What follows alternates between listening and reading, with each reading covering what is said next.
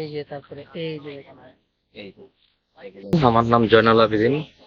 আসলে আজকে এখানে আসছি হচ্ছে এই যে এই গাড়িটা দেখতেছেন আপনারা, এই গাড়িটাতে গতকাল রাতে আমার বড় ভাই, আমার বন্ধু সমতুল্য, উনি হচ্ছে শ্যামলী থেকে ডান দিকে টেকনিক্যালের ডান দিকে ইউটার্ন নিতে গিয়ে ওনার পিছনে হচ্ছে একটা এই ট্রাকটা খুবই খারাপ ভাবে আঘাত করে, এবং ওনার হচ্ছে এই যে ড্রাইভার এবং হেল্পার ছিল দুজনই মাদকাসক্ত ছিল।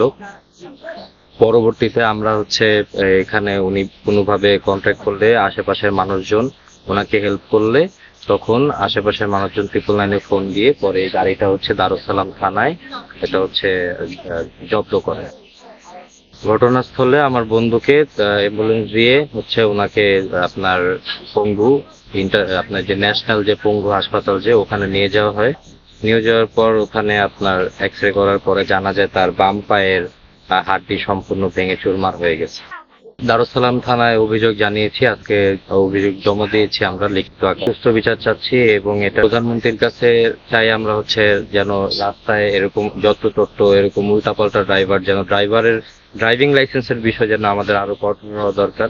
আমরা দারুস সালাম থানা কর্তৃপক্ষের কাছে এটার জন্য সাহায্য কামনা করতেছি এবং আমরা চাচ্ছি যে যারা কর্মরত আছেন এবং এই গাড়ি যে জব্দ করেছেন এসআই তুষার স্যারের কাছে আমরা এটার জন্য আন্তরিক ভাবে এটার জন্য দেখার জন্য এটার কাছে এই জন্য আমরা অনুরোধ করছি। আমার নাম রতন, আমার বাসা রাজশাহী। আমি এই গাড়িতে হেল্পারি করি।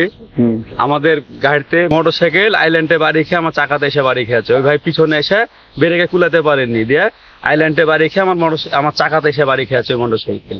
চালক মেডিকেলে ভর্তি, তাই আমার ড্রাইভারকে পুলিশের কাছে আটকে রেখেছে।